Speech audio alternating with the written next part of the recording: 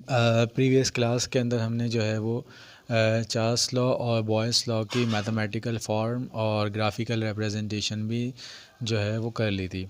अब स्टूडेंट देखें, इससे पहले हमने जितना भी पढ़ा वो आपको समझ में भी आ गया होगा और ज़्यादातर चीज़ें उसके अंदर याद करने की हैं कि लॉ आएगा कि बॉयस लॉ क्या होता है और उसको जो है आप इन टर्म ऑफ KMT जो है वो एक्सप्लेन कर दें। लेकिन अब ये जो चीज़ हम स्टार्ट करने के लिए जा रहे हैं ये इस हवाले से बहुत इम्पॉर्टेंट है कि हमारे पास अब जो भी सेक्शन बी में न्यूमेरिकल्स आने वाले हैं उनकी बेसिस यहाँ से चैप्टर 2 की स्टार्ट हो चुकी है। तो इस सवाल को ही आप पहले दिन से जो है वो अच्छी तरह से समझिएगा, तो इंशाल्लाह आपको जो है आगे आने वाले जो न्यूमेरिकल्स हैं वो आपके लिए क्या होंगे, बहुत ज़्यादा क्या हो जाएंगे, आसान हो जाएंगे। सबसे पहले देख लेते हैं कि न्यूमेरिकल को सॉल्व करने की ट्रिक में सबसे पहली चीज़ ये है कि आपने जो है वो थ्योरी जो है वो अच्छी तरह से समझी हुई होनी चाहिए। थ्योरी आपको जितनी अच्छी आती है आप उतना ही अच्छा जो है अपने न्यूमेरिकल्स को सॉल्व कर सकते हैं। अभी ये देख के आपको अंदाज़ा हो जाएगा। अब सबसे पहले देखें, लिखा हुआ है व्हाट वॉल्यूम डज, कितना volume 400 centimetre sample cube of a gas, यानी एक कंटेनर है, यानी इसको मैं डायग्राम बना के बताता हूँ, एक कंटेनर है। अब इसका जो वॉल्यूम है उन्होंने बता दिया 400 सेंटीमीटर क्यूब है, ठीक है। वो गैस एट 700 टॉर, और इस अब जाहिर बात है जो चीज़ है उसका वॉल्यूम है तो इसका प्रेशर भी होगा, तो उन्होंने प्रेशर जो है वो उन्होंने 700 टॉर जो है वो इसके अंदर आपको बता दिया। Occupy when pressure is changed to ATM, यानी इसमें पूछा गया है कि एक कंटेनर है जिसका वॉल्यूम 400 है, प्रेशर 700 टॉर है। अब आपने क्या किया, इसके अंदर इसका जो प्रेशर था वो 2 ATM में चेंज कर दिया, यानी अब आपने जो है वो पहले प्रेशर ये था और अब आपने प्रेशर जो है वो उसके अंदर चेंज कर दिया। अब वो कह रहे हैं कि आप ये बताइए कि ये जो आपके पास कंटेनर है इसका वॉल्यूम क्या होगा। तो इसको हम कह देते हैं कि याद रखें कि एक कंटेनर है, उसका जो भी प्रेशर है, जो भी वॉल्यूम है, वो कह देते हैं कि हमारे पास पहली स्टेट है V1, तो हमने कह दिया कि इसकी जो पहली स्टेट है वो V1 है।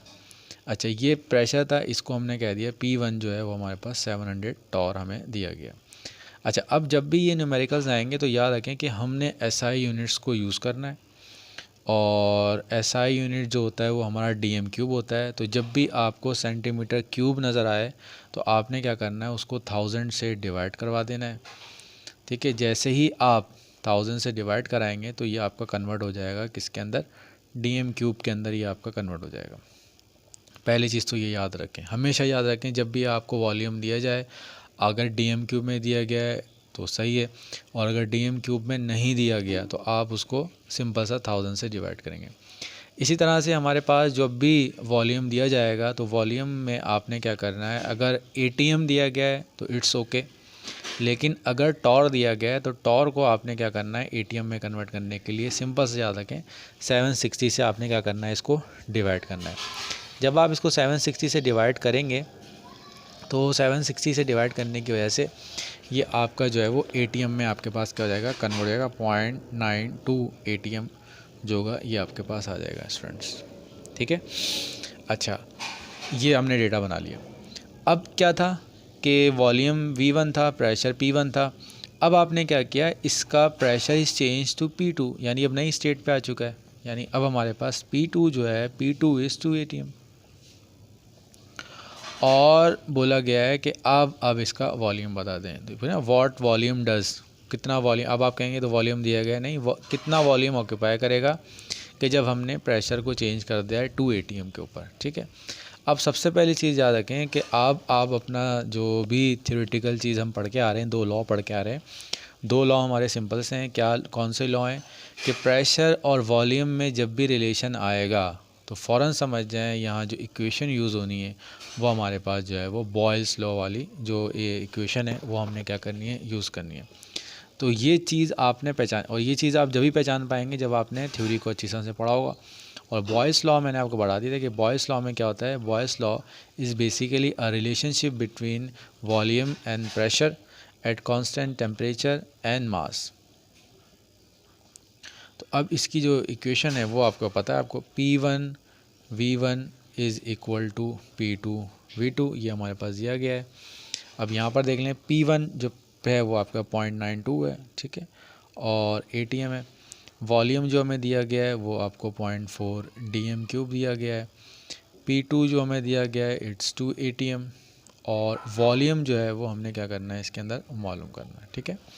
ये चीज़ यहाँ मल्टीप्लाई हो रही है और ये यहाँ पर आपके पास आके क्या हो जाएगी, डिवाइड होगी। अब ऐसा ही न्यूमेरिकल जब आप देखेंगे आगे कंबाइन होकर जब ये आएगा तो वहाँ पर ये जो है चीज़ आपकी यूज़ हो रही होगी। तो इसको अच्छी तरह से समझ लें, ये बिल्कुल सिंपल सा एक क्वेश्चन मैंने आपको यहाँ पर करवा दिया है। तो ये तकरीबन जो है वो आपका 0.184 DM³ जो होगा वो आपका सवाल आएगा, जवाब आएगा। अब देखें आपकी बुक में जो है वो इसको सेंटीमीटर क्यूब में सॉल्व कर दिया है, लेकिन याद रखें कि हमारा जो SI यूनिट है वो DM³ है। जब भी आपको दो चीज़ें याद रखें, जब भी आपको प्रेशर दिया जाए ATM में तो आप अपनी कैलकुलेशन आगे फर्दर कंटिन्यू करें, लेकिन अगर वो आपको किसी भी दूसरे फॉर्म में दे दिया गया है, अब आपको टॉर में दे दिया गया है, तो आप उसको ATM में कन्वर्ट करेंगे बाय डिवाइडिंग 760।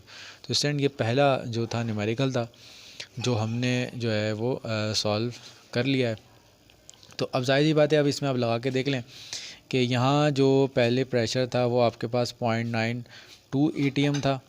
अब आपने प्रेशर इस पे जो है वो बढ़ा दिया, मतलब पहले था तो ये आपने बढ़ा दिया, तो अब आपको पता है कि आपने 2 ATM कर दिया है, प्रेशर इतना ज़्यादा कर दिया है, तो प्रेशर के बढ़ाने से वॉल्यूम क्या हो जाना है, कम हो जाना है। तो यहाँ अब आपको नज़र आ रहा है कि पहले जो वॉल्यूम हमारे पास था 0.4 DM³ था, अब वॉल्यूम जो आ चुका है वो हमारे पास 0.184 आ चुका है, ठीक है। तो ये प्रैक्टिकल एप्लीकेशन है हमारे बॉयल्स लॉ की कि किस तरह से प्रेशर जो है वो वॉल्यूम को अफेक्ट करता है।